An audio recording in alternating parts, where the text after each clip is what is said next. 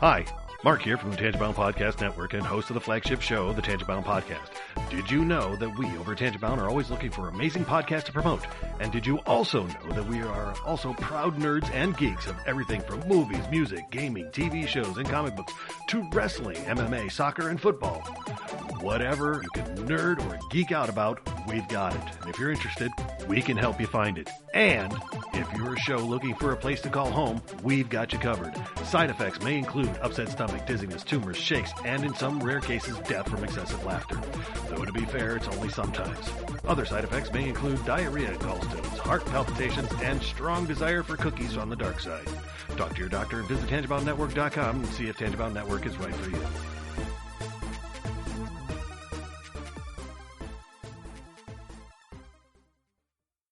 We're not doctors, therapists, trained professionals of any kind, so if you feel you do need help, please reach out and get the help you need. We have a whole list of things on our files page over on Facebook at facebook.com/crazylifepodcast, and or just search on the internet for the suicide prevention hotline number, or go to NAMI.org or whatever resource you can find. But just please reach out for help if you need it. If you feel as though you're going to harm yourself or others, definitely reach out. And try not to be alone. Also, if you feel that way and you realize that you're writing a note or making plans of how you would do, like harm yourself or others, definitely reach out. That's a huge red flag. And lastly, please do not replace the idea of therapy with listening to this show. Again, if you need help, please reach out and get the help that you need, or contact us. We can try to help you find the help that you need.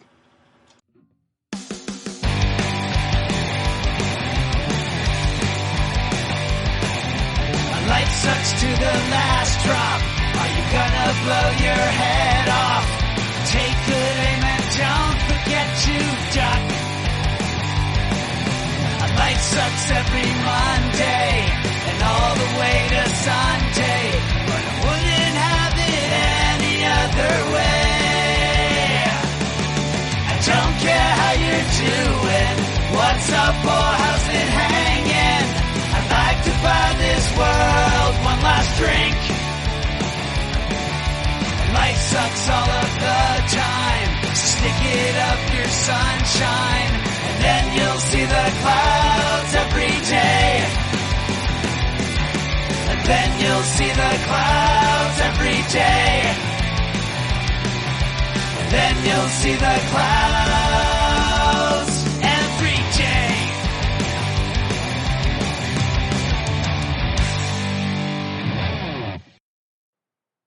Welcome to Crazy Life?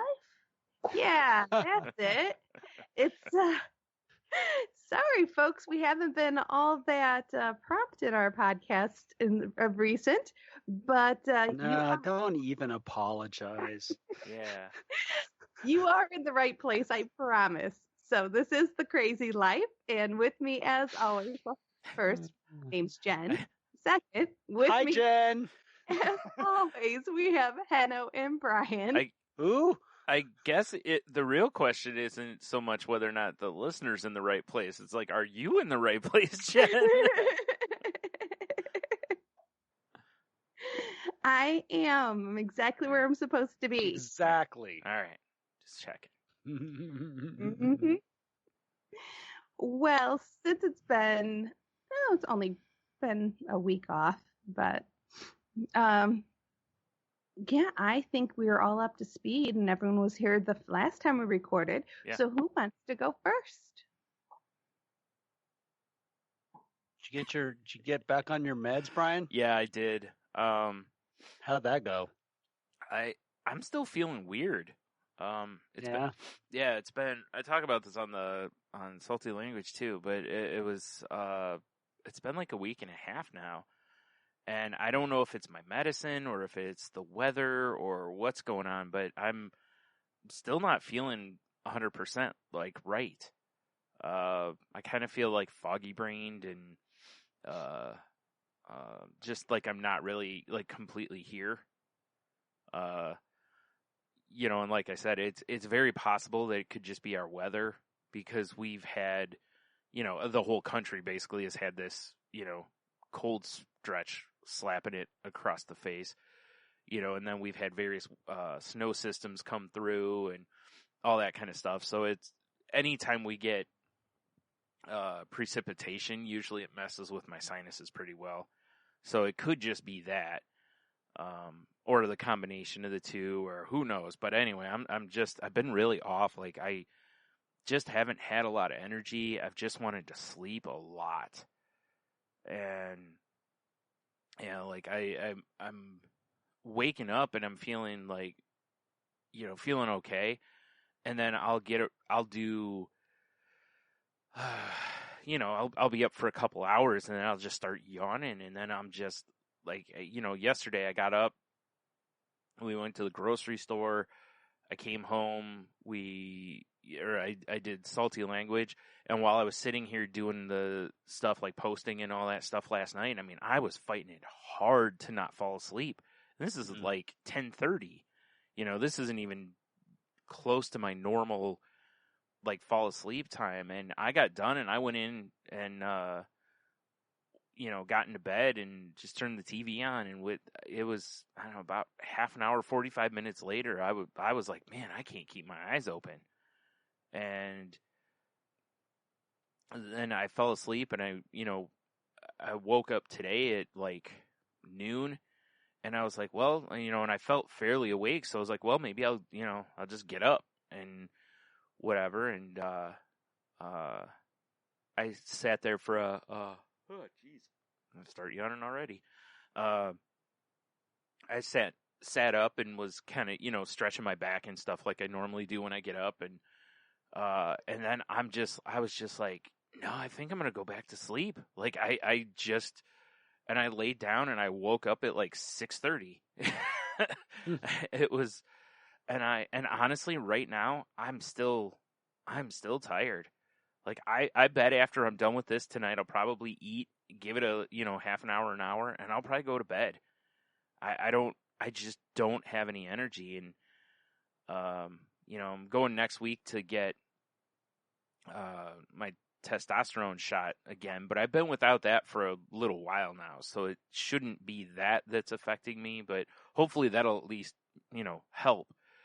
But I don't have nothing else, like I'm not feeling sick in any other way, and I like, for as far as like a COVID situation, I don't have any other symptoms, so it's like I'm not really worried about that. I called my doctor's office just as a kind of just in case situation, and the nurse was like, I really don't, she's like, I doubt that it's COVID related. Plus, I'm not having any issues like breathing or any of that kind of stuff. It's just exhaustion. Like, it's just what I feel like. And I know depression can do that, as well. So that's why I said, I don't know if it's a combination of everything, or maybe, I don't know, the uptake on the medicine this time is just treating me harsher. I don't know what it is, but it's been a rough week because I can't, excuse me, I haven't felt like doing anything, so, how it is, like if you have one day of not feeling like doing something and then you give into it, it's like, it's easy for that to be 5 days of not feeling like doing anything, so I've tried when I'm up to do some stuff, but like I said, it's just, what it reminds me of almost is, how like when you are sick and then you start feeling better and you're like, oh, I'm going to do this, this, and this. And you do like one thing and you're like, oh my God, I'm so exhausted. Like I overdid it. And that's what it feels like. So I don't know how else to really do it. But anyway, so that's been basically my whole week. I've not been awake a lot, honestly. I haven't felt like doing anything, but it's weird because yesterday I was really feeling stir crazy. Like, I gotta get out of this house because it's been a while since I'd been out of the house, like at least probably a week. And, going to the store was, I was looking forwed to getting out of the house for that. I wasn't looking forward to going to the store, but, but it wasn't that bad, other than as I talked on Salty Language, I lost my cool on a woman that had her kids with her because her kid was coughing and sneezing all over the store, wasn't covering his mouth, didn't have a mask on because he's a little kid, and a lot of stores don't force, small children to wear them. So, and it's like, and like I told Tony, I was like, it bugged me on two fronts because it's just terrible manners. Like, if you're going to cough and sneeze in public, cover your face. It's just, that's just the right thing to do. But on top of that, it's like we are in the middle of a pandemic. So, can you not, basically? And, I didn't feel great about myself for it because I was like, God, I hope I didn't make the kid feel bad because, clearly in my head, it's like, it's not his fault, because the mom didn't seem to even blink about it, so and I understand she's probably got her mind on whatever she's got to get and just, but it was still the idea that we're far enough into this that this is the kind of stuff that we should all be hyper aware of. Even with a mask on, I still will cover my face when I sneeze. Like that kind of thing. It's just because I did it before we wore masks, in public. So it's still habit that I'm not just going to have a mask on. It'll, Right. So, but, yeah, other than that, it was, and this was, there was a woman there getting her, COVID vaccine, right, in the pharmacy, and the pharmacist, I heard her yelling almost, like she was raising her voice quite loud to the pharmacy tech, and she's like, I'm not going to stay here. And I'm like, okay. And that's all I heard as I walk up. Oh, because, you have to wait. Yeah, the pharmacist comes over and goes, ma'am, if you're not going to agree to stay here, I'm not going to give you your shot. Like, we do that for your own safety. They want you to stick around for about 15 minutes just to make sure nothing goes squirrely. Because if so, they can, they can call for help. Otherwise, hell, you might be on your way home, driving, and you could have an allergic reaction or something, So it's just for your own good. And boy, she was adamant she was not going to stay. Wow. And the pharmacist finally, she kept doing it, and she's like, well, I'm not going to agree to it. And then he finally was like, well, I'm sorry, we can't vaccinate you then. Yeah. And, he's like, he's like, I'm not doing it for my sake. I'm doing it for your sake. He's like, we want to make sure you're safe and you're okay. I was like, geez. The part that bugs me about that is like, as long as the lists are for people trying to get vaccines right now, like if you call to schedule, it takes forever, Yeah. Like my mom called the number and they estimated the wait would be about 3 hours on the phone. And, so it's like, look, and just like for anything like this, if you go, even if your appointment's at say 2:15 or whatever, right? You don't know what pace things are moving before you get there. You don't know, same as any appointment you have. You might get there at 2:15, but if others run long or something happens, it might be 2:30 before you're getting in there. And it's like, and they tell you that they want you to wait 15 minutes, so it's like, unless someone else scheduled this for her and she just didn't know, but it was like, why are you, don't be in such a rush. It's like if you're going to give blood, they want you to stick around for 15 to 20 minutes afterwards because they don't want you lightheaded and maybe passing out, on the road or something like that. They want you to, make sure you're okay. Because again, if something happens, you have people right there that can help you. Same at the pharmacy is if something goes wrong with that, even if they can't actually do anything, they can at least call an ambulance for you, or call paramedics or whatever. So it's like, just quit being in such a dang hurry with this stuff. If you're going to get one of these shots, give it that extra time just to make sure that you're going to be okay. And she drove herself too. So that was part of the problem. Because if someone else had drove her, it probably wouldn't have been as big of a deal because at least they go, well, she won't be driving. If she has an issue, they can take her to the hospital or, someone's with her. But she was by herself, which, is a terrible idea anyway. If you're going to get some sort of a, especially something like this, where you can have, well, any vaccine or anything, you could have a reaction to it. So anyway, It's just another one of those where, it's funny because I lost my patience in the store, but then I was also like, lady, calm down,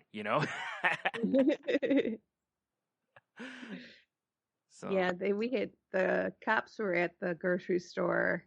I don't know what happened. I came at the tail end of it, but two guys were getting into it at the self-checkout. So all right. yeah. And then it was just, what amazed me was how many people were gawking. Oh yeah. I'm like, I just want to get through so I can get my stuff and I can get out. Do you remember when we went to Florida, Jen, and there was that car on fire on the side of the road? And how many cars were just going like 5 miles an hour by it, Right? because they were just rubbernecking instead of just, and it was off the road, so it wasn't like it was impeding traffic, right? Like there was no reason you couldn't just keep a normal, maybe slow down a hair, but you don't need to go to like 20 miles an hour or 5 miles an hour as you're creeping by just so you can get that full view of it, But yeah, it just amazed me that I'm just like, what? And by the time I was going through there, it was just like they were hollering at each other. Oh no! Wow. About it was like towards the end where they're kind of like, I don't even know. It's not really apologizing, but kind of like, all right, I kind of see your point. Yeah, I kind of see your point. How guys do that type of thing. Mm-hmm. That, still not cool, but yeah. I'm gonna be the bigger guy and walk away, but you were wrong, dude. Exactly. Yeah. Yeah. Just say it. Just gotta get those last words in. Yeah. So it was one of those things, and I heard the cop come up, shortly behind me, and just say, what's going on here, guys? Everything okay? Type of a thing. Right. And I'm just like, whatever. So who knows? Somebody might have cut in line. That would end up being my guess because I keep seeing it. I mentioned a few weeks ago how I gave that space so that woman could come through when I was at the pharmacy and she just cut right in front of me. And I've seen it happen at the post office now. And I've been seeing it more and more, and I'm seeing it at the grocery store. And the sad part is because it's happening, I'm noticing people are starting to close that gap more at the grocery store. Because when you're like at the store we go to where the checkouts are, you can only go one person in line, probably one waiting, and then past that, you're almost into the aisles. Mm-hmm. So it almost looks like that there's an opening there. And, and I saw it yesterday, the way it was spaced, and a guy started to step into it, and a woman was like, "Sir, I'm in line. The line's behind me." And I was like, yeah, it's so easy to do because we're used to going, oh, there's only one person in line, and go. We're not used to going, oh, I need to look left or right, whichever way you're approaching, to make sure there isn't another person waiting 6 feet back. Yeah, so it was one of those odd things and stuff. But and the lines are so long a lot of times too, that it's like they're like, no, I'm not letting you, Mm-hmm. Exactly. Yeah. And I almost did it to a guy. I maybe actually even did it to a guy the other day myself, and I went up, there was an open thing. And so I just went up and I was going to start checking out. And then I happened to glance back and see a guy standing there. I'm like, oh, I'm so sorry. Were you next in line? And he's like, whatever. Yeah. And I'm like, oh, okay. Yeah. But, so I get it. It's easy to do. It is. It really is. But I can also see the flip of that where somebody could get really upset because, like I said, some of these lines, even the self-scans, have been long, so if somebody cutting in front of you and you're like, come on, I've already been waiting, half an hour here. So I get it. But also, like, I that's one area I'm not going to let it escalate to a screaming match with somebody. I'm like, just let them go. I'll just vent to my podcast or to myself, You do remember, I'm a cutter. Yeah, you are. Do you remember I that? know. I am a cutter. Yeah. Yes. I think that story has been shared on the podcast before. Oh, it definitely has. Yeah. So, yeah. Funny. So that's basically been my week then. So. Well, I'll go next. So since we last talked, I did have the appraisal. I mentioned that I was getting all nervous about having some stranger come walk through my house and critique me. Yeah. Not necessarily critique me, but critique the house. And, so it's just a distinction that needs to be made. Right. But it was very nerve-wracking. I did overtalk a little bit because, quite frankly, I was nervous, and that's going to happen. But no, it went really well, and it came back higher than expected. So everything is nice and golden. So the refinance is all set for next Tuesday. We do our closing. So Yay. yes. So one less thing for me to stress and worry about is off my shoulders, which is very nice. Something else, a PSA. Those of you who have children around, you may want to ask them to leave the room for just a moment. Ladies, get your boobs smushed. I went and got my first mammogram, which is very late. I am 42, so I should have had one before now, but I've been putting it off for a variety of reasons, because number one, it's not fun. Yeah. Number two, it's a pain in the butt to do, but I am so glad I did. I am clean. I came back perfect. No issues whatsoever, but it gives a good baseline. And basically, ladies, it's like getting mug shots done on your boobs. And that's about it. And I mean, so did you have to hold a little thing with a number next to your boob? I didn't have a hook, but basically, I mean, just said lefty. Yeah. I won't go with 00652. Yeah. All right, turn to the left. Yep, you do have to do the left, the right, sure, because they got to get the cross section looks. Yeah. So they got to get all the different angles and stuff like that and stuff. And you do have someone you do have someone adjusting your breast, which is a little bit unnerving. Did you give them blue steel the whole time? I did. Yeah. Down. Yeah. But the woman was very nice. It was a lady that helped me. Yeah. She did a perfectly wonderful job, very professional, very relaxing, so that it can't be a fun thing for her to do as not much as it's not a fun thing for me or patients to do, but it is incredibly important. So folks, go out there, do your business, take care of what you need to take care of, guys and gals. Gals, mammogram, guys, you know what you need to get done. And so that's my PSA. So I did do that.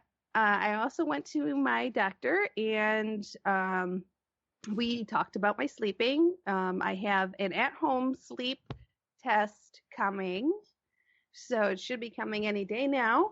And I have to basically hook myself up with gadgets, go to sleep, and then the next day drop it back in the mail, and it goes off to the place that reads the results, and they send it to my doctor, and my doctor will give me a call.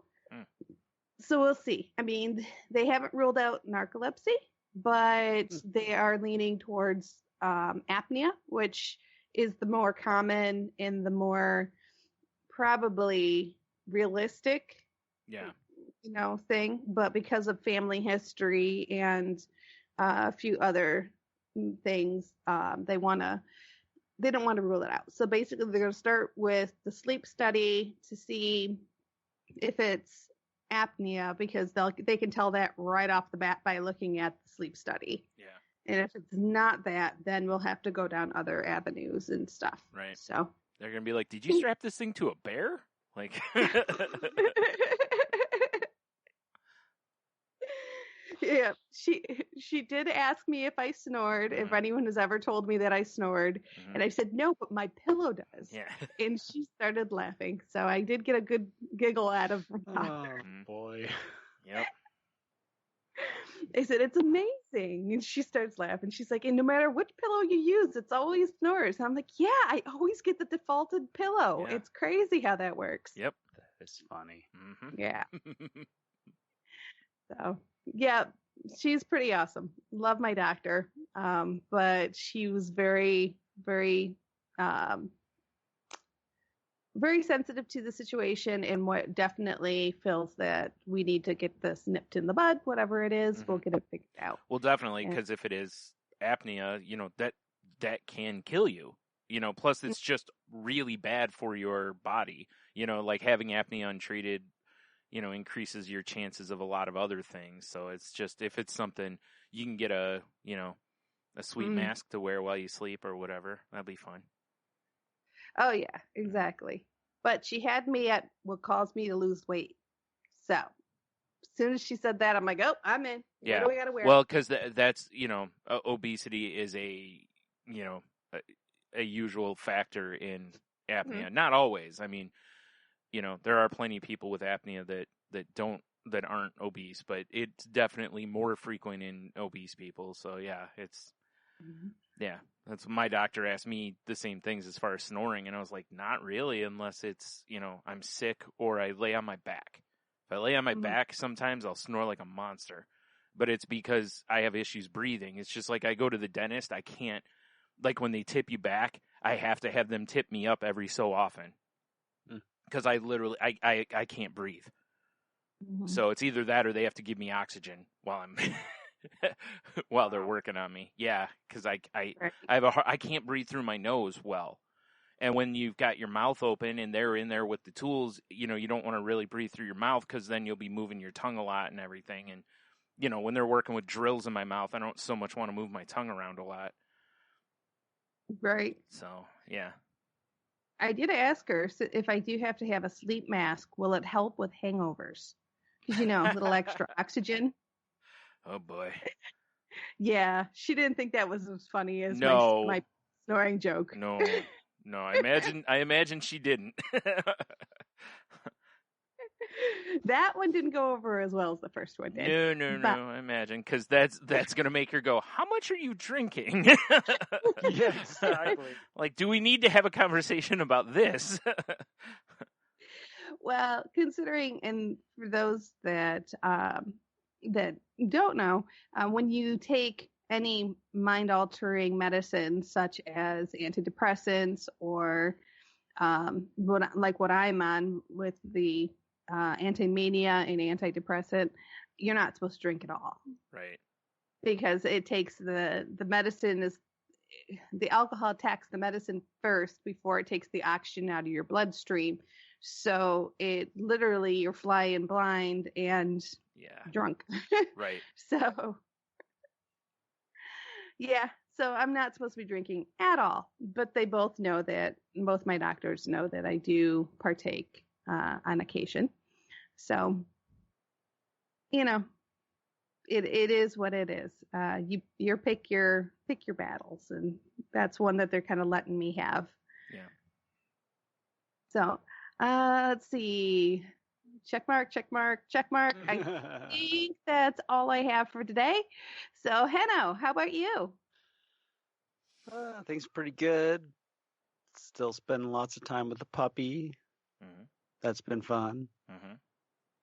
Had a win for the week on a financial thing, which was I really want this bass guitar. Mm-hmm. That's pink sparkle and white with gold hardware. So you just bought it, right? No, I didn't. I did what I said I would do. Is I called Neil and wow. Good thing you didn't call me. I would have been terrible. That's really funny. Neil talked you out of something sparkly? No, okay. we discussed the terms. Okay. There we go. All right, that's fair.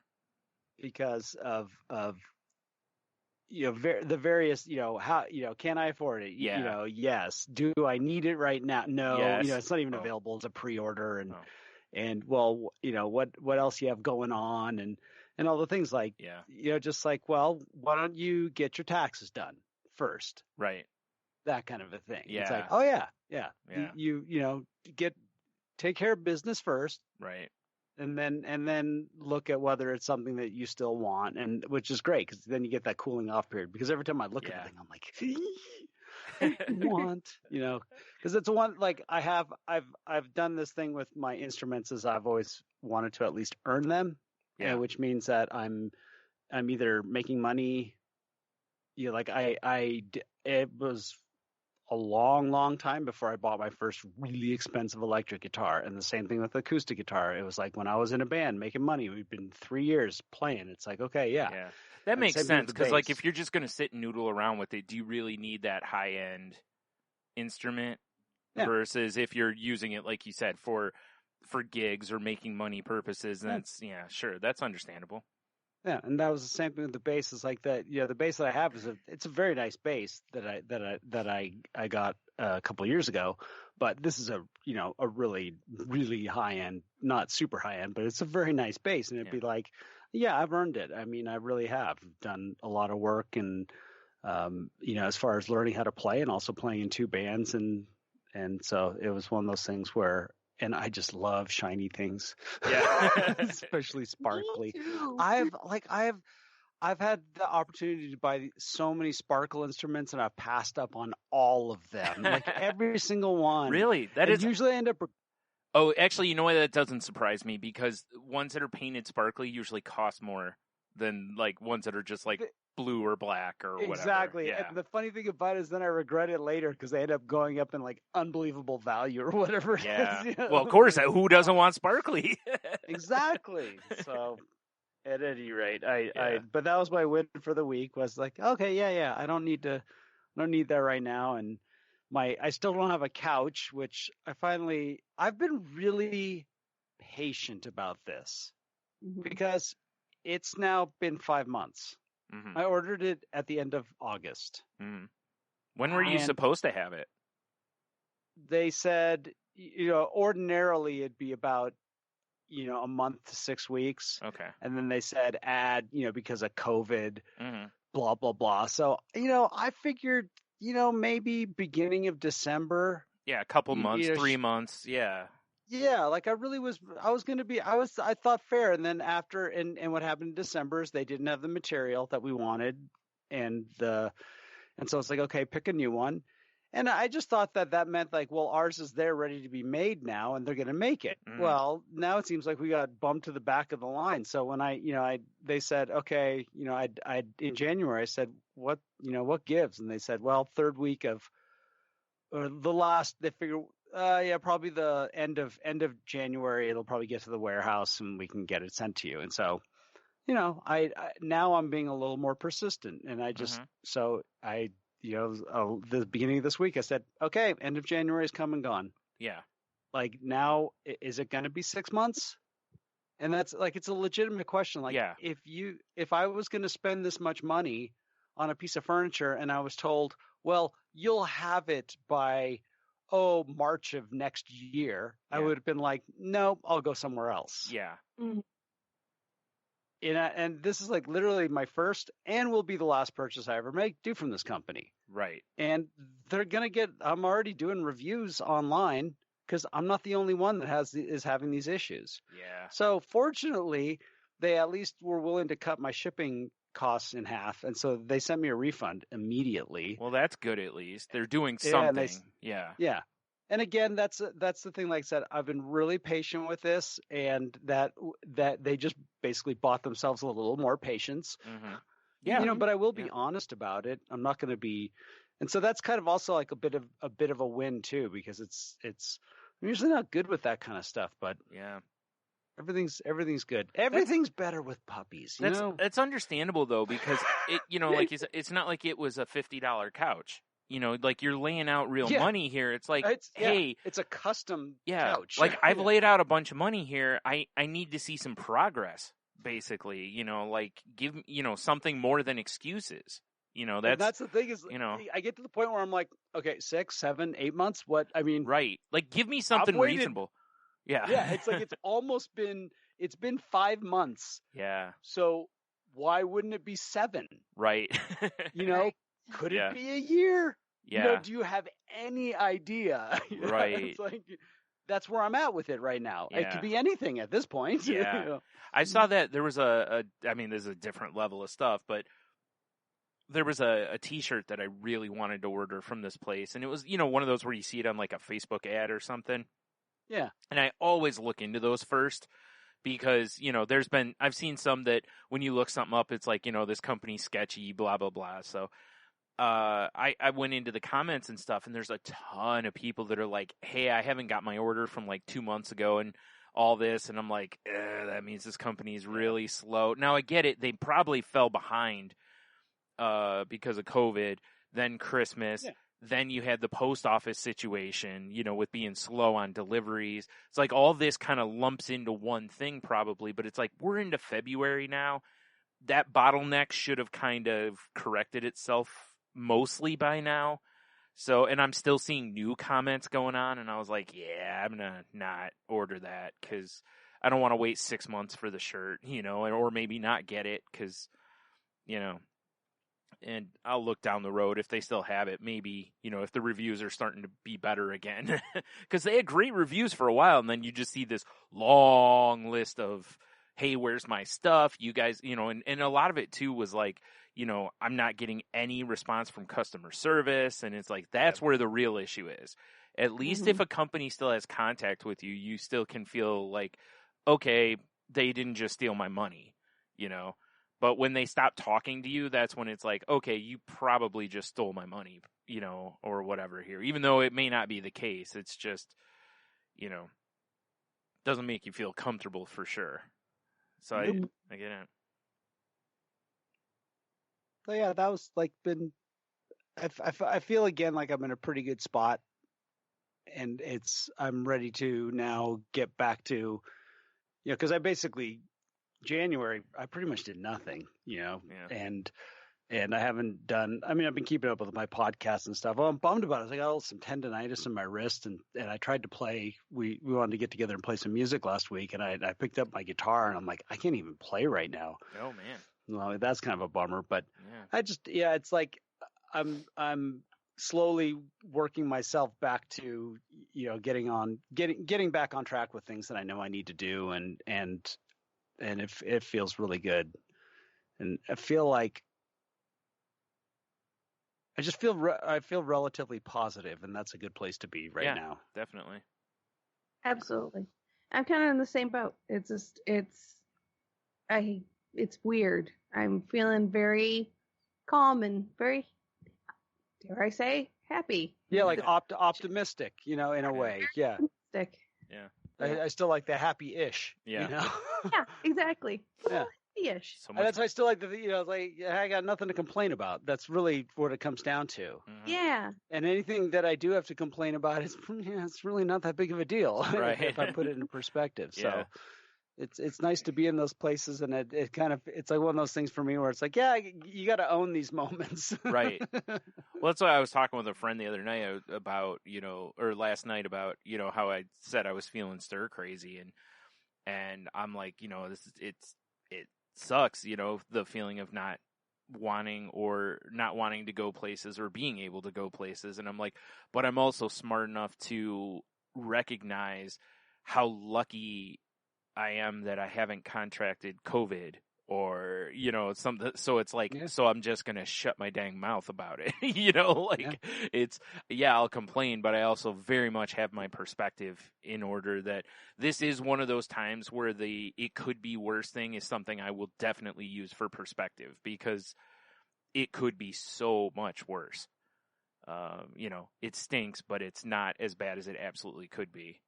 So I'm not going to dwell on that one. Having said that, man, I miss going places. And like I said in Salty Language, I'm not the let's go everywhere kind of person. I'm a like once a week, maybe go somewhere kind of thing. But I'm hitting that point that it's like, God, I just miss being able to, you know what it is? I miss the perception of freedom. That's what it is. The illusion of freedom. Yeah. Because that's what it is. It feels like there's like an imaginary like lock on the door, kind of a thing because of the risks of going and doing things. And I just miss that not being there. It's funny how I'm still totally okay with it. Yeah. Well, that's the thing is it's weird. Like I've said all along, this is such a weird fight mentally for me because of the agoraphobia versus, because there actually is a risk out there now. Right. A very real risk versus normally it's something I'm normally afraid essentially of something that's a minor risk, Yeah. So it's very, very strange. And it's basically been, every time I've gone to therapy, it's been part of the conversation because I have to keep trying to not let one side or the other push me completely, out of whack on this, Mm-hmm. It's like how much of this is agoraphobia versus, real concern.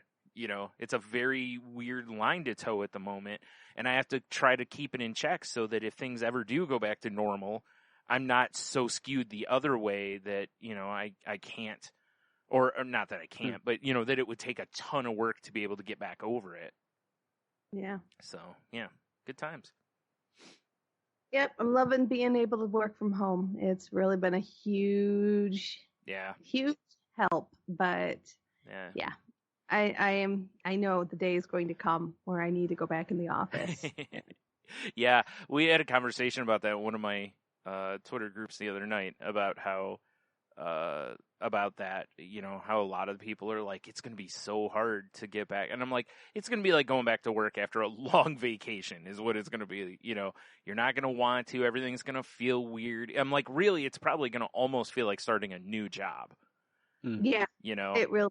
Because even though the people, the setting, or the job, it's still going to feel just so weird walking in. Everything's going to be kind of surreal for a little while, Yeah, and I tried on some of my work outfits the other day because I was going to go to church with my mom. Yeah.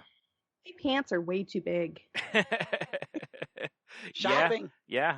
Because it just, and I'm holding off until we actually have a go back to office date. Yeah. So that I know exactly what I need to plan for. But yeah, I tried it on. And I'm like, yay, guess I can't wear that anymore. So yeah, which is a good problem to have. It's, a good thing. Yeah. But I was telling the ladies because they haven't seen me since they saw me for a couple days in October, I think. But they haven't really seen me much. And I've lost, since this all started, I've lost about 50 pounds. Nice. So, yeah. So it's going to be interesting to get back in there and stuff and see everybody because everybody's changed and, it's almost a year. Mm-hmm. So, It will be interesting. That's one of the things I think will be interesting for people all going back to work is seeing what physical changes there are in people. Mm-hmm. Because, there's been plenty of people who've gained weight. There's been people who've used it as their opportunity to basically buy weights and machines and everything and work out at home. There's, so it'll be interesting to see if people look similar or if they're, kind of funhouse mirrors of themselves, going back. And, and women, we love to change our hair. Yeah, that too. Yeah. COVID hair. Yeah. There's always a thing, even though now that everything's still back open and stuff, you can get your hair cut. So it's going to be interesting, right, to kind of see everybody in person because we see each other over the Skype or over the Teams meetings, the video meetings and stuff. So, but most of the time, we've only seen each other really from the shoulders up, right? Mm-hmm. So we haven't really seen each other in full body figure, right? So, yeah, so it'll be interesting. Yeah, but. All right, well, who's going to kick us off on our topic for the day? Did you manage to get it up, Brian? Yeah. Oh, that came out wrong. Yeah, it did. So far, you've had two very racy comments tonight, Mr. Heno. Yeah. So. You're on super secret probation. Hey, exactly. It's where your mind is. That's all. It's true. All They're just words. You're the one that interprets them. Yeah.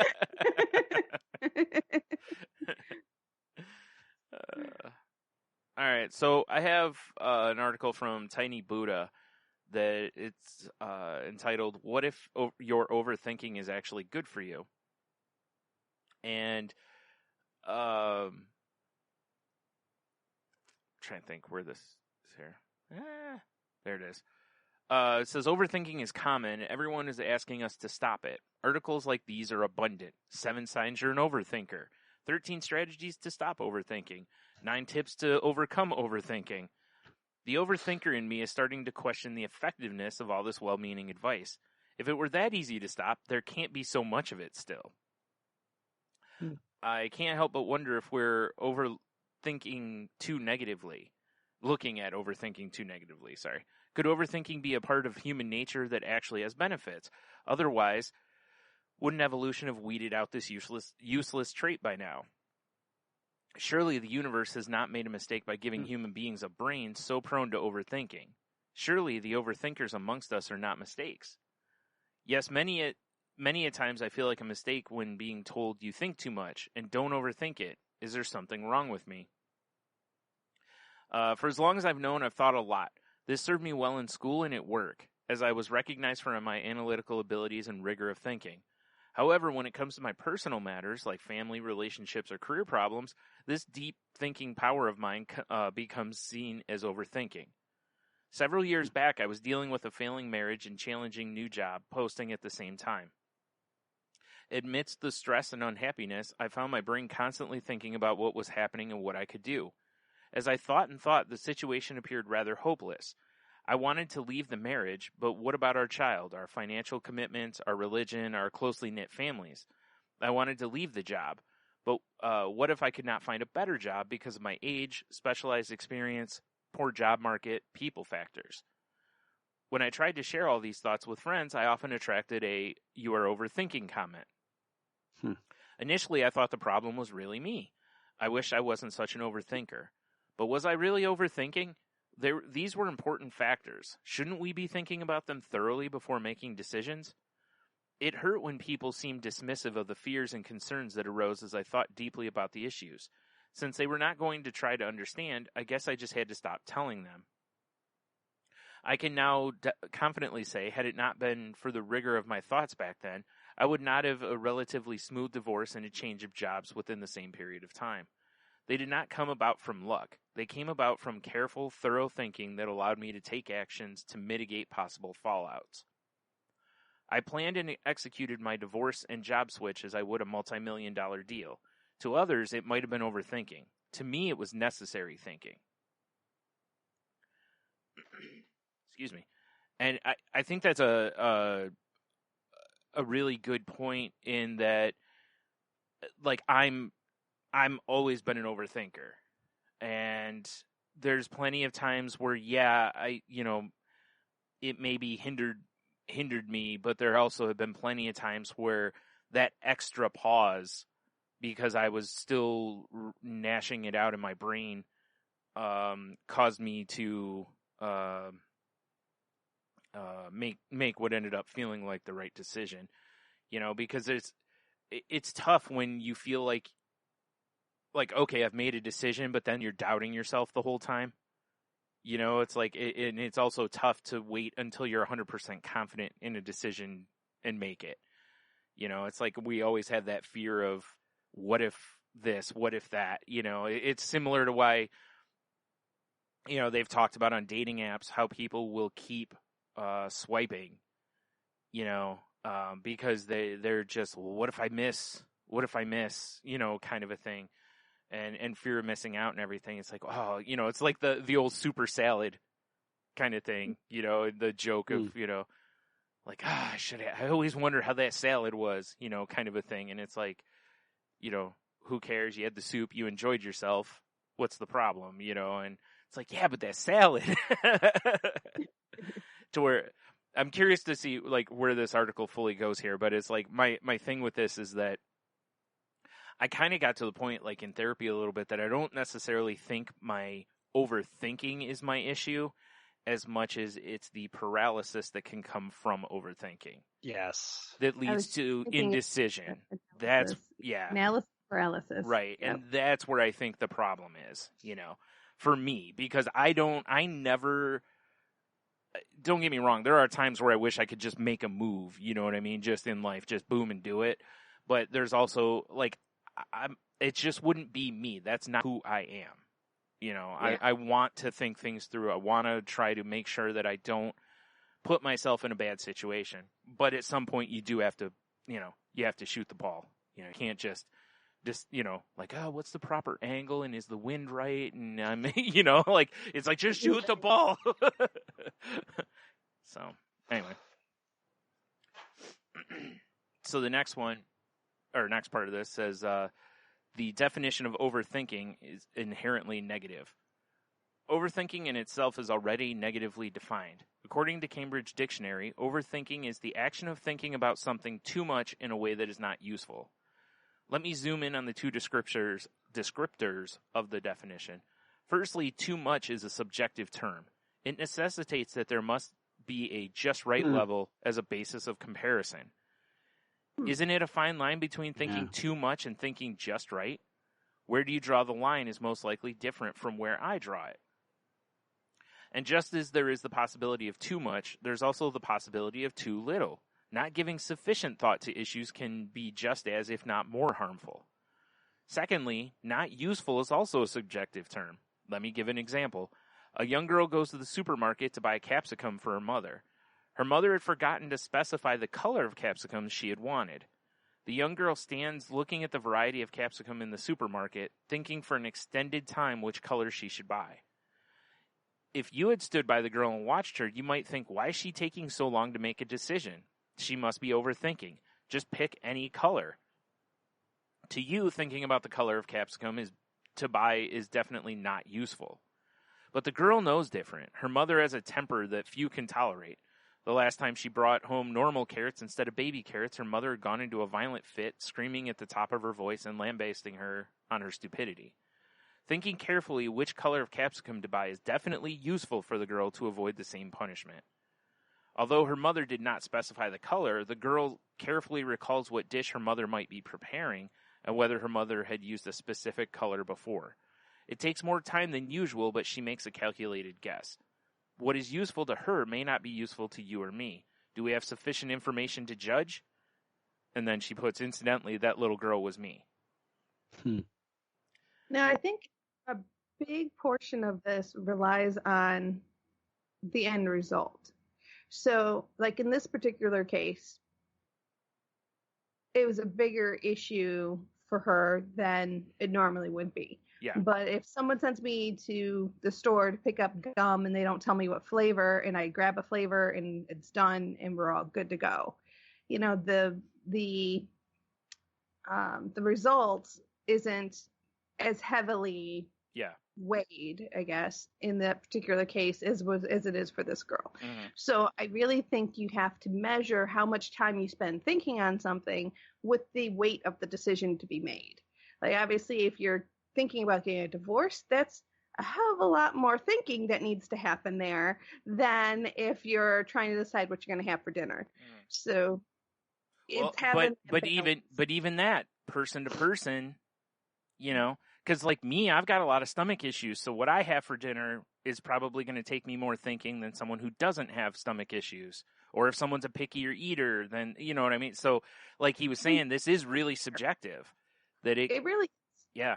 Because, like, to you, the type of gum may not be a big deal, but I don't know, maybe somebody's got a sensitive mouth and mint gives them sores in their mouth. I've known people that's happened, you know, and where it's like, I can't even chew this, you know, like, but in the end, you're right. It's not going to, the consequences aren't the same for you, but it could be for someone else. And that's where, you know, like, that isn't as big of a deal. But if I'm choosing what I'm having for dinner, that can be, because that directly affects me.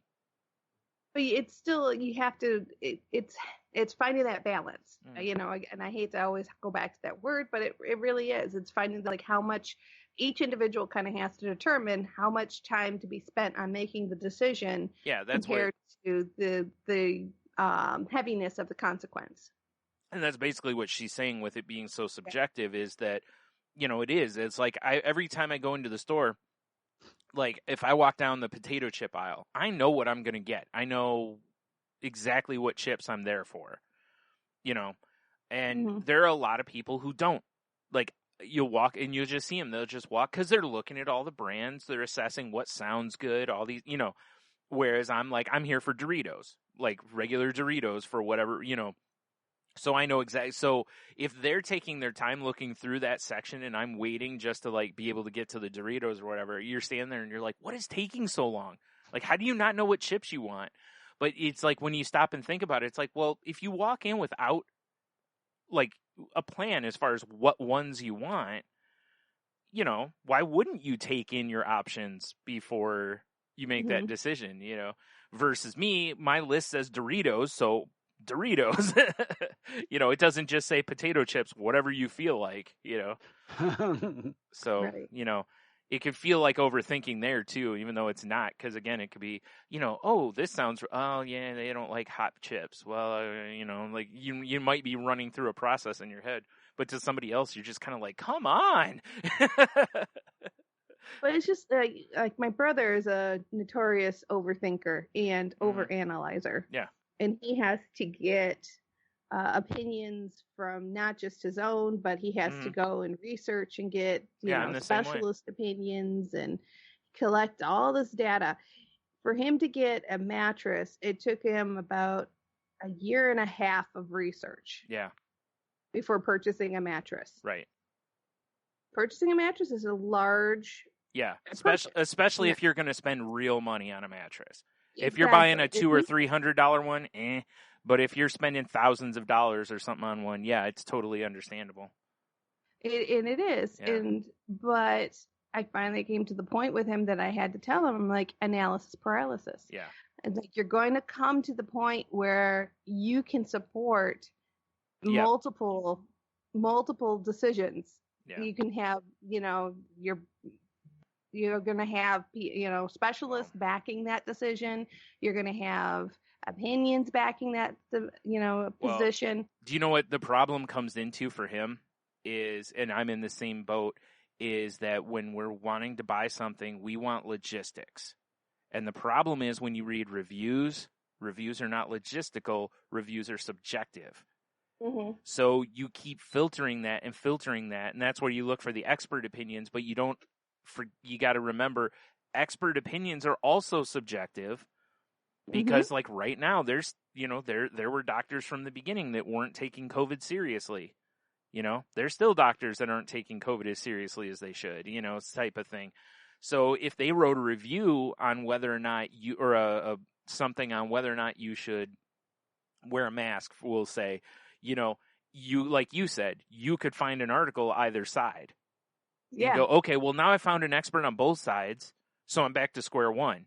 So now you look again, and, you know, like you were saying, it's like that's how easy it is to really fall into this overthinking trap.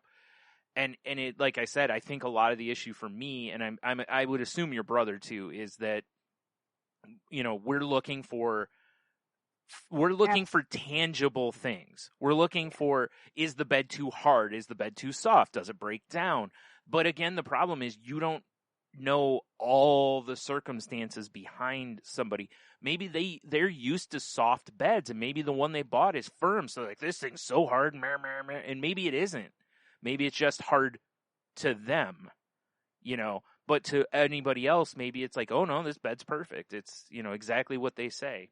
You know, Tony and I talked about that yesterday about the weather, because I was like, you know, I was out yesterday and I was like, it was 21 degrees, you know, and I'm putting groceries in the car and I'm like, man, it does not feel 20 degrees out here. It feels warmer because the sun was out. You know, also, like I pointed on there, you know, I'm like 9 million degrees when I'm walking around the store. So to me, that felt good, you know, to get out in the cold. But, you know, he mentioned, he's like, yeah, our expectations get tampered down because it's been colder. So we get a day that's warmer and it's like, man, this feels amazing out here. You know, so, right. And that's the thing, you know, because I found that because I'm used to, like a bed's a perfect example, because, you know, the beds I've had over the years have not always been great beds, you know, and when I finally got a bed that was nicer, I was like, this is so different, you know, like life-changing kind of situation, you know, because what I was used to was low quality. Well, you know, Heno can attest, like when we went to Chicago, we lay in the hotel beds and I'm like, this is more comfortable than my bed at home. Yeah. And he goes, really? It was, I mean, they were comfortable. Don't get me wrong. Those beds were really comfortable, but they were nice. But it was the idea that I was so like almost like you were like, hey, this is what a real bed is. You've been sleeping on a box, you know? It was just so funny how it was almost like I was introduced to something that never was in my life before, you know? So, yeah, but anyway. So the next part is, why is useful thinking so often mistaken as overthinking? Then, people generally have no time or patience to listen, and we are not particularly effective at articulating and summarizing our thoughts well. Without sufficient information and understanding about another's lives, the judgment that many of us are overthinking can easily arise. Think about it. How many people in your life have truly spent time to understand your problems and thought processes? 1 or 2 good friends, and perhaps therapists and counselors who are paid to do so. Many times, after hearing our issues in depth, these friends and therapists understand where we are coming from and help us achieve greater clarity about our issues. When we think a lot about an issue, we are likely to dissect an issue to great depths. We see all angles, the positives and negatives. The problem is we tend to talk more about the negative aspects of an issue and give the impression that we are only thinking negatively, equals not useful, therefore overthinking. Speaking for myself, I tend to assume that the positive parts of an issue are obvious and need not to be discussed at length. It is the negative parts that warrant focus because they need to be mitigated or resolved. And that really is where my issue is. If I read a review on whatever, a bed, we'll just say, because we've been using that, if I see, here's actually a better example. The last computer chair I had, when I was looking up, because the hydraulics were kind of dying in it, and I was looking to see if there were ways to fix it, and I realized there were a lot of posts online about how the hydraulics go bad on that chair. Had I seen those, I probably wouldn't have bought the chair in the first place. But I didn't see those, So the chair broke down where the chair itself was still comfortable, but the hydraulics completely broke down. So the chair was, not useful at that point unless I wanted to move my desk all the way to the floor, essentially. So, like I said, I could see a person with that chair, if they looked that up and saw all of those things, you go, whoa, whereas the chair was super comfortable, as far as comfort goes. When you go into the stores and you sit in the computer chairs, 99% of them feel great when you sit in them because, first of all, they're brand new. They haven't been broken down at all, really. So then it comes down to other things that you can't tell just by sitting in it. You can't tell how well the chair is going to wear. So that's where my focus would be, is I just assume most of those chairs are going to be comfortable. Now, granted, I'm still going to look for certain nuances like lumbar support or whatever else, but I am going to focus on the things that would seem negative because those are the problems I need shored up, because I need to turn that X into a check mark before I buy it. Mm-hmm. So I totally understand that. That's where I end up in a lot of situations, to where you end up with 5 chairs. They're all comfortable. And then it's okay, well, which of these wears the best? Which of these, and then it's I need to get one of these to have more check marks than the rest. And that's where, like you said, Jen, that's where the paralysis by analysis comes in, to where it's literally, you might have 5 very quality products, but it's in my brain, it's no, I have to have one that stands out. It makes, if none of them stand out, it makes my decision much harder. It's if you want food and everything around you is burgers. You need one of them to stand out to you to go to that place, versus it's well, they're all the same. It's well, then just pick one. It's yeah, but this one's fries are better and this one's got better drinks, so yeah. That's why I said it's so easy to fall into this trap.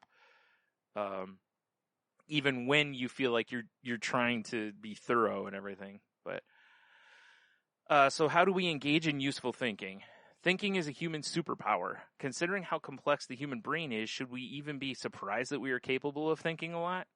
The Scientific American article estimates that the brain memory storage capacity is around 2.5 petabytes, or 1 million gigabytes, with more than 1 trillion connections between 1 billion neurons. This roughly translates to storage of 3 million hours of TV shows, or running the TV continuously for more than 300 years. If that is our brain's storage capacity, what about its processing capacity? The human brain is known to be much more efficient in processing than computers, which I don't it's weird to me that that's a fact, because the computers don't get distracted. Like, yeah, I might be able to think very quickly, but if, like, I'm like, ooh, shiny keys, like, jingly, jingly. Says what might take a computer a few million steps to calculate can be achieved by a few hundred neuron transmissions in the human brain. In addition, humans are capable of advanced planning and decision-making, humor, and morality. The superior cognitive capacity sets us apart from other animals. The same brain power, it seems, also makes us prone to overthinking. What we can do to harness this tremendous brain power is to ensure that most, if not all, of our thinking is useful thinking. Here are 4 quick principles to keep in mind. When thinking, consciously push for greater clarity of the issues, with the goal to reach a decision or a plan of action within a certain time frame, kind of like we do in our jobs. Okay, yeah. Note, deciding not to do anything at the moment about a problem because there are too many constraints is also a decision. It's something that can't be stressed enough. Inaction can be an action, and people have issues with that, but it is totally a fact. It's the failure's not an option. Yeah, actually it is. It is, yeah. Quitting's not an option. Or, actually it is. It is. Yeah. So, may not be what you want or your desired motion, but it is an option, whether or not you want to take it. Thinking thoroughly about it allows us to better understand the situation and either choose to accept it or do something to change things. 2, recognize when the thinking gets stuck and leads to confusion or anxiety. This is when talking it out with someone can be useful. 3, it is okay to be selective about who to talk to. Some people will not have the patience or sincerity to hear out our issues and will likely judge us as overthinking. 4, when talking out issues with someone, it is good to touch on both the positives and the negatives. This helps people understand that we have thought through the issue from many angles before zooming in on specific parts that need addressing. And there's one I want to add to this, which is if you are going to discuss this with someone else, be careful that it's not someone who necessarily thinks exactly like you. Because if you are an overthinker and you talk to an overthinker, you basically could just talk in circles for hours. Because you're going to keep, oh, well, what about this? What about this? What about that? Kind of. So that may not be your best move. It might be better to pick someone who's not an overthinker to kind of help you trim away some of the foliage,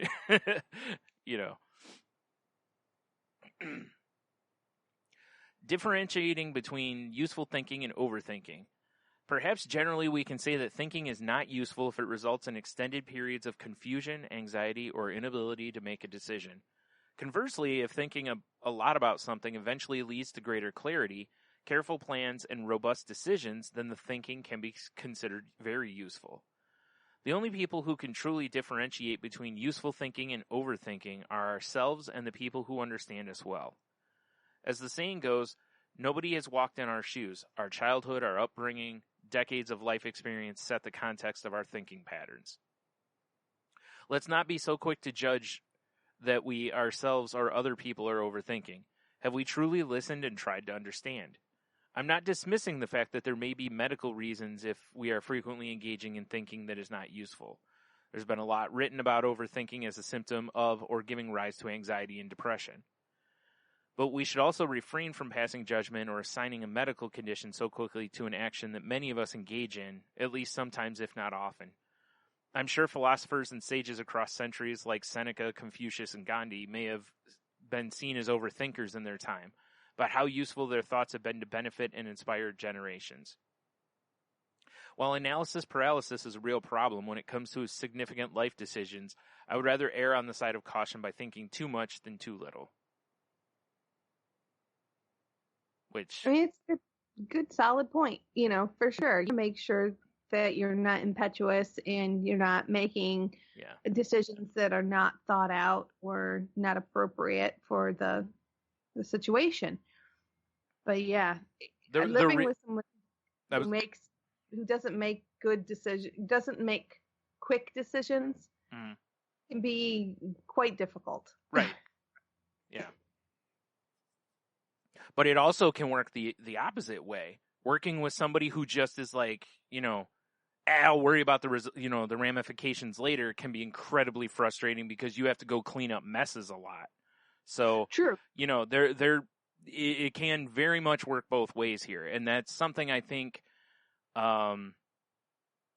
it should definitely be weighed in this. It's similar to like positive thinking versus negative thinking, is like neither extreme is a good place to live in. But what you need to be able to do, like you said, Jen, is find that balance. Or like in this situation, it's like, is it, like you mentioned earlier, okay, I'm thinking about a divorce. I need to put a lot of thought into this. I'm thinking about, what I'm going to get from McDonald's. I don't probably need to put as much thinking into, I don't need to look up reviews. Generally, like, I don't know. Let me see what everyone else thinks of the Big Mac versus the Quarter Pounder. It's like you probably don't need that analysis. Like you could probably just make your decision there. So I think there's that is recognizing a situation that deserves that weight versus doesn't deserve that weight or whatever. And again, like she mentions in the article, people with anxiety, this can be different, because people with anxiety, it's hard to recognize the difference in weight because your anxiety is telling you, like I said, it becomes the super salad thing, like you order the soup, it's great, you're fine, but all you can think about is like, why didn't I order the salad? Man, next time I should order the salad, because what if I missed a really good, or someone else gets the salad and they're like, oh my God, this is the greatest salad ever, and then it's like, I can't even trust my own decisions, That's when I always go back to, what if I don't make the right decision here? What's really the effect on my life going to be? Right. And that's where deciding which one deserves the weight versus the other. Exactly. So you have to, if I make the wrong choice and I get chicken nuggets instead of a hamburger, what is that going to do? I can get the hamburger tomorrow, or even later in the day, my next meal. So it's like, really, am I out a lot? Yeah. No. But, if I'm trying to decide if I'm getting a divorce or not, and I make the wrong decision, I could remarry the person again for sure. But it's still, that's pretty monumental. So it definitely affects way more facets of your life than whether you got the chicken nuggets or a cheeseburger or whatever. Yeah, for sure. Exactly. And that's the thing is, like I said, I'm not trying to minimize any decision for somebody because, again, this is all subjective. But what I do like about, and what I like the most about this, much like the one we talked about with whether or not depression is actually good for you. Or was it depression, Heno? Or was it? Yeah, it was that idea that that's also part of the fight or flight mechanism. Right. And it's like, is that I think there's just so many parts of mental health that have been so negatively stereotyped over the years that we can't see positivity in any of them. Like I listened to a podcast a few weeks ago. I think it was Psych Central, which they just rebranded the podcast. I forgot what it's called now, but it was called Psych Central, and they had a series on borderline personality disorder. And they were talking about how horribly it's stigmatized and how no one sees any, like as soon as anyone thinks you're anywhere near that realm, you're treated so much differently and everything. And, one guy that was on there was like, there's like things about this that are not like negatives the way that everyone looks at it. It's that, you know, it's a whole different scenario, but it's been so stigmatized for years that as soon as you call someone that, it's just immediately, oh, you know, kind of a scenario. Like they can't see any positive, they can't see hope, they can't, you know. So I think, and that's kind of why I like sharing these ones, is because like with overthinking, it's something that, you know, I've been criticized for and criticized myself for many times. But there are, like I said, there are a lot of times in my life where I'm glad I'm that way because it didn't lead to me making a leap that would have been a horrible idea. You know, instead of, you know, and you know what I think it comes down to is a lot of overthinkers look at themselves as the type that it's like, look, I make my decisions based on my brain, not my heart. You know, and that's what it comes down to. And like I was saying about, you know, myself and your brother, Jen, is probably somewhere in that vein of, you know, I'm trying to filter out emotion and look for fact, but it's hard to do when somebody only is writing about emotions and that's all you see, you know, so it makes it hard to make your decision. So, you know, but in the end, a lot of these things, the reason, like I was saying, the reason I like sharing them is because to realize that even though we have these things, that we can use them for positive, we can not only be these things, you know, and whatever. And again, as we've talked many times on here before, communicating with others makes a world of difference. Like if you're making a decision, like Jen said, it is frustrating to be around somebody who just won't make a decision, you know, especially when you've assessed it as something that doesn't deserve overthinking, essentially. But if you feel you need to overthink something, try explaining it to them and tell them why. Say, this is why, this is how it affects me. Kind of here are my experiences, because they're not going to know those things about you unless, you know, it's previous knowledge. If somebody already knows that stuff about you and then is still this way, that's a different conversation. But, you know, again, your rules are different. So if your rules are different than someone else's, you know, try to communicate the best you can with them and explain why you need to take extra time to make that decision or whatever. Well, I think the point about, I think one key point that the article starts with is this idea like, oh, is there some minimum or maximum of thought that has to go into any particular decision? Yeah. And to kind of, I think that's a great question to ask somebody, you know, when you do engage your friends or, you know, professional counselors or whoever it is, and it gets brought up that you might be overthinking. It's like, okay, well, what level of thinking is appropriate here? You know, rather than somebody just being, because I think a lot of times people use that as a way to get out of a conversation. They use it dismissively. Yeah. Rather than actually helping somebody. And if that's the person, then, you know, that could be a good indicator. It's like, okay, move on to somebody else. Mm-hmm. You know, if somebody right away says, I think you're overthinking this, and it's like, well, what level, you know, where are the demarks? Where's the minimum and maximum of thinking on this? Yeah. You know, where, and maybe the person has an answer. If they do have an answer, that's one thing. Like, you know, speaking of Neil again, you know, this is where for myself, lifetime friends are the most important to make these questions. And when they were looking at getting their, you know, Quattro, their dog, he called me and, you know, or we were texting or whatever it was. And, you know, he's just said, am I overthinking this? And I just said, yes, you are. Yeah. Because I knew he was. Right. Because I knew he was perfect for this. And everybody else said he was perfect for it. And like you said, by being a lifetime friend, you knew why he was overthinking this. Exactly. So you knew this. Yeah, exactly. You were able to go, like, you weren't even, you know, like, you know, you were able to go, okay, this is you, and I know the thought process. Yes, you are overthinking this because I know. Because you know, him asking me that question, I already know what's gone into it prior to this. Yeah, exactly. I know what level of consideration has already gone into it, and that if that question is being asked to me right now by this person, it's like, yes, you are.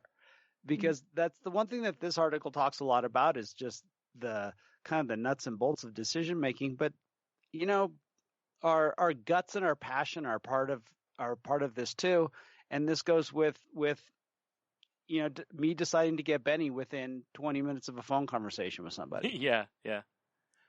There, I didn't need to think this. Right. I felt it. Mm-hmm. And yeah, there was a lot of anxiety because of that afterwards. I think you just nailed it, Henno, when you said I didn't need to think about this. I felt it. That's what I really think that's where a lot of this overthinking thing comes, is that there are a lot of people who are trust my gut. It's like on first blush, it feels right, and they do it. Versus, yeah, and sometimes it doesn't work out. Right. You know, that we've all been bitten by it. Mm-hmm. But I think with experience, we get that. And here's this ties in with me with recovery is, and I've mentioned this before plenty of times, is part of the Big Book of Alcoholics Anonymous talks about intuitively knowing how to handle situations that used to baffle us. Right. And that was something that when the first time I read that, I was like, all right, well, what does that mean? You know, I didn't know what that meant really. It was just something that was said, you know, and what it is, it's a promise. But it wasn't clear until somebody that I know said to me, it's saying use your intuition, and that you can use your intuition, but we use it appropriately now, because before it was never appropriate. Our isms led us to being the wrong size for the situation, not being balanced in our view. And so we made a lot of wrong decisions. But by having this new toolbox in front of us where we've learned to kind of view our life differently, now we can trust our intuition. And that has come true for me, is that when I'm on the beam, my gut is pretty much on, and it's worked out for me because I'm not being skewed overly one way or the other by emotion, by in my case, hangovers and the emotional trauma that comes with nights out where you regret things and, you know, all this kind of stuff. Everybody knows what we're talking about. Yeah. And the same thing goes with emotional experiences where we start making decisions when we shouldn't be, and, you know, and that kind of stuff. And so that's where I really think that, you know, there's underthinking as well, let's just say. Yeah. True. Yeah. But I really believe that if we use like what's suggested is know where you are inside yourself, first off. Then check in with friends and listen to how they're responding to you. Because a big life decision, you may hit that friend up over this decision enough times where they're finally tired of hearing it. Yeah. And I've had that happen to me. And there was a suggestion made to, you know, that basically it was that, you know, you're stuck in this. You're choosing not to get out of it. Yeah. And it wasn't a decision, but it's the same concept. It's just something I just refused to let go. Right. And that person was not, that person was very reasonable in their evaluation. I never held it against them. Yeah. But I think we bring in all these tools, but like there are times where if someone says, you know, okay, this is the third or the fourth time that we've gone through this. Yeah. You know, now it is time to start evaluating. Are you actually looking toward, like it said in the article, like, are you actually looking toward making a decision, or are you just stuck in the spiral? Yeah, you just want to ruminate in it. Yeah. Yeah. And that's where I think the key thing that you said is that when all it does is lead me to stuck. Right. Well, it serves nothing. And then maybe it's time to make that decision to walk away from it. Right. And that's the thing, like it says in there, it's like, you know, choosing not to do something can very much be your decision in something, you know. But it's like, because otherwise it's like you hit that point, like you were saying, Hannah, where you're stuck between, you know, sometimes the question you need someone to ask you is, can you not make the decision, or are you Yes. afraid of making the decision? Yeah, and that's a big question. Yeah, I think that's the best thing to ask actually a friend is after you've gone through all of the, you've done, you haven't just focused on the cons, you've done pros and cons. Mm-hmm. You've even maybe made lists.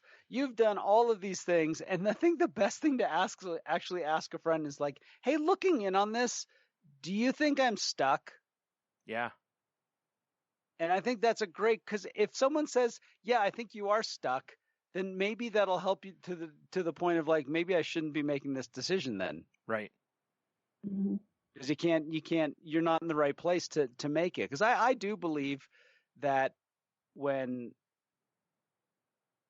especially with big life decisions where we feel like we need to get out of a job or a relationship or, even with friendships or, create new connections like that. I think so much of those sometimes we have to get out of the thinking part of it and what finally gets us, sometimes what gets us there is emotion, and we have to temper that emotion, but in the end that emotion came from somewhere within us. And that's, it's not just the decision. It's not just the evaluating what you're trying to decide. It's also evaluating whether whether my feeling about it is reasonable or not. And I think that's, that's the thing I think where if I look at my past, I think that's something that I didn't do much in the past is I didn't evaluate where I was. I evaluated the decision off of maybe other factors or that kind of stuff. Yeah. But rarely were those things that I didn't get. I wasn't stuck in those things. Those were things that I pretty much made a decision too quickly and then regretted it. Yeah, we've done that a few times. Yeah. I think everybody has. Yeah, it was a great topic.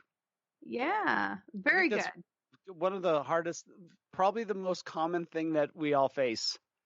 Yeah, that was another reason I wanted to talk about it is because everybody's done some overthinking in their life, and again, whether it's air quote overthinking or justified or whatever, it's like we've all done this, whether or not you have anxiety or issues with deciding, we've all had paralysis analysis, which, this triggers most of the time. If nothing else, we've all been to a restaurant with too many choices on the menu.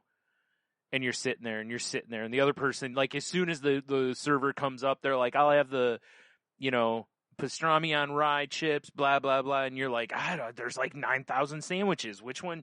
Man, I want to try them all. I can't, and they're just like, just pick one. They're all good, Absolutely. So yeah, we've all been there at some point or another. Well, guys, are we good? Yep. Yeah. Awesome. All right, folks, we covered a lot of ground today, and I know you have some thoughts and feelings on the topic. So, you know what to do. You can reach us at thecrazylifepodcast.weebly.com is our website. thecrazylifepodcast@outlook.com is our email address. If you want to talk to me direct, I'd love to hear from you. You can reach me on Jen's Twitter at Jen's Crazy Life. That's Jen with a G. And Heno, how can they reach you? Find me on Twitter at Ida Heno and Facebook Heno Hider, where I continue to post videos and pictures of my cute little puppy, and they are public. So they're easy to find. And there are other Henos, but there's only so many of us. So Yeah. You'll find us. And if you are a fan of the mockumentary, my other podcast, Moving the Needle podcast, just released today, are verses of This Is Spinal Tap versus Best in Show.